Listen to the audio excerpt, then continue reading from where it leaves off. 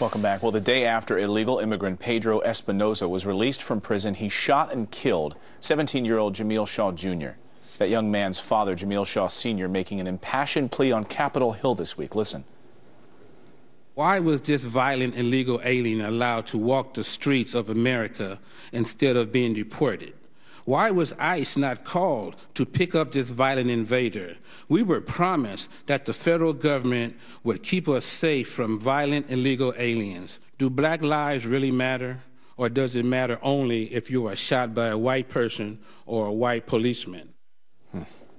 Joining me now, Jamil Shaw Sr. Thank you for joining us on the show this morning. We appreciate it. Thank you for inviting me. You asked some really important questions during your testimony. Why wasn't ICE called to round up this guy? Did you get an answer to that? No, they never answered. They just thought he could be rehabilitated. And of course, in California, Sanctuary City, they make a practice out of not notifying ICE. They don't want to secure communities. They want to get you know, all the legal aliens as much protection as they do Americans. What happened to your son?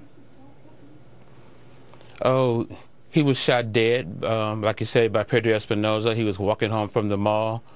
As he was walking down the street, on his own street, he was where he was supposed to be. And the illegal alien was looking for someone black to kill. We found out through Sheriff Baca that the Latino gangs in the county jail, the shot callers ordered them to shoot blacks when they get out of jail. This is what the sheriff told me in my face.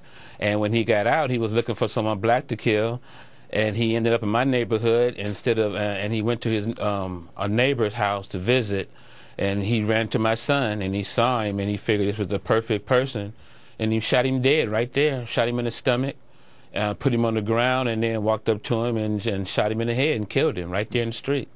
Some are suggesting there's a double standard, hypocrisy even, from the White House. On the one hand, you have Attorney General Eric Holder speaking out about the senseless acts of violence, as he would call them, out in Ferguson. And, of course, the questions about do black lives matter, and then almost silence on this very issue. Do you see it that way?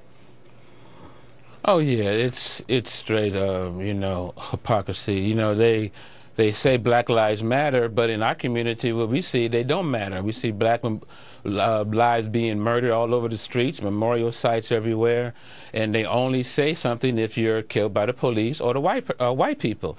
We talk about it every day, and it drives us crazy how, you know, I know a lot of parents who say, well, my kids, it's like they were never even born. You know, people don't even want to exist, like they never existed. It's sad. What did you hope that your testimony would bring? What changes do you think you'll see from this White House, this Congress going forward, if any? Well, I want them to listen. I want them to see that, you know, we're trying to pass a bill called the Jamil Andre Shaw Memorial Act, which is basically illegal alien crime reporting. You know, they don't tell you what's going on. You know, they make you think because you're brought into the country that you're a good person, and we want them to understand that that's not true. You have to treat each person individual. You have to screen people. You just can't give them a blanket amnesty. So we want them to crack down on the legal aliens. You know, don't release them into our communities. Deport them. The federal law says it's okay to deport illegal aliens. Do your job. Well, you're a strong voice in this fight. Jamil Shaw Sr., we appreciate you joining us this morning. We're so sorry for your loss. Thank you for joining us. Thank you very much. Thank you. I appreciate it. And coming up